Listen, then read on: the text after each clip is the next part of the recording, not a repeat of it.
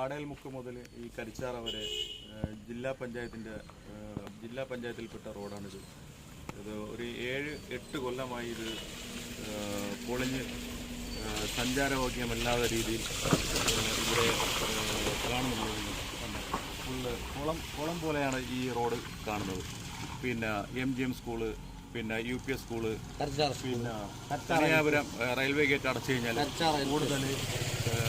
കൂടുതൽ വണ്ടികൾ ഇതുവഴിയാണ് പോകുന്നത്, ഈ കരിച്ചാറ ഗേറ്റ് വഴി. ഇത് ശോച്യമായ അവസ്ഥയാണ് ഈ റോഡ് ഈ കാണുന്നത്. അതായത് മെയിൻ റോഡാണ്. മംഗലാപുരം ചിറയൻകീഴ് കരിച്ചാറ സ്കൂള്, പിന്നെ എല്ലാ വണ്ടികളും ഇതുവഴിയാണ് സഞ്ചരിക്കുന്നത്. ഇത് എത്രയും പെട്ടെന്ന് അധികൃതർ ഈ റോഡ് ശരിയാക്കി തരണമെന്ന് താഴ്മയായി അപേക്ഷിക്കുന്നു. അത്രയ്ക്ക് ഓട്ടോറിക്ഷ പോലും വരാത്ത അവസ്ഥയാണ്. ഒരു ഓട്ടോറിക്ഷ പോലും ഇപ്പം പിന്നെ കണ്ടലിൽ വരണമെന്ന് പറഞ്ഞാൽ വരാത്ത അവസ്ഥയാണ്.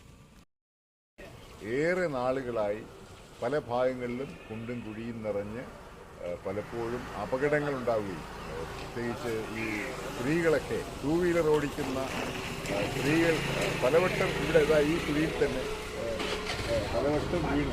ഇതിപ്പോൾ ഇന്ന് മഴ കുറവായതുകൊണ്ട് ഇത്ര, അല്ലെങ്കിൽ ഇന്നലെയും മറ്റൊക്കെ ഒരു ജലാശയം പോലെ തന്നെ കിടന്ന് കുഴിയെന്ന് അറിയാൻ കഴിയാത്ത വിധത്തിൽ പലരും വന്ന് വീണ് പലപ്പോഴും അപകടം സംഭവിച്ചിട്ടുള്ളതാണ്.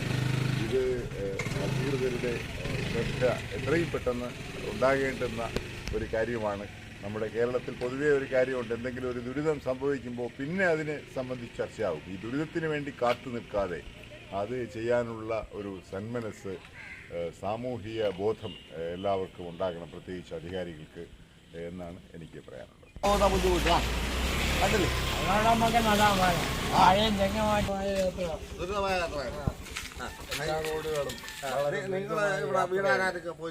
പലപ്പോഴും വീഴാൻ പോയിട്ടുണ്ട്. കൊച്ചുങ്ങളെയും കൊണ്ട് സ്കൂളിലും മദ്രസയിലൊന്നും പോകാനൊക്കില്ല.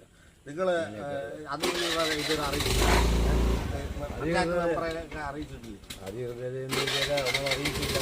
അതെന്തുകൊണ്ട് അറിയിക്കാത്ത? പലരും അറിയിച്ചുകൊണ്ടിരിക്കുകയല്ല, അതുകൊണ്ട് നമ്മൾ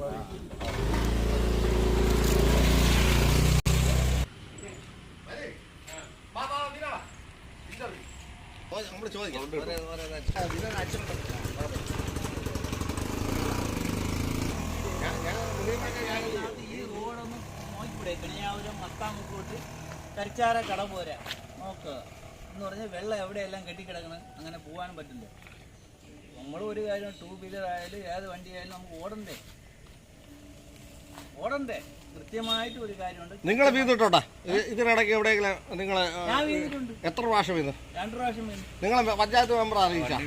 ഒന്നും അറിയിച്ചില്ല. അത് എന്തുകൊണ്ട് നിങ്ങൾ അറിയിച്ചില്ല? അറിയിച്ചില്ല എന്ന് പറഞ്ഞ കാര്യം അറിയിച്ച ആര് വേണം? അധികൃതരെ നിങ്ങൾ അറിയിക്കാത്ത എന്ത്? അറിയിക്കാത്ത എന്തെന്ന് പറഞ്ഞാൽ നിങ്ങൾ വീണ് നിങ്ങൾ എണിച്ച് വെള്ളം കുടിച്ചോണ്ട് പോയാൽ മതിയാ. ഒരു കാര്യമാണ്, അവര് നോക്കണം. ഈ അണ്ടൂർക്കുളം പഞ്ചായത്ത്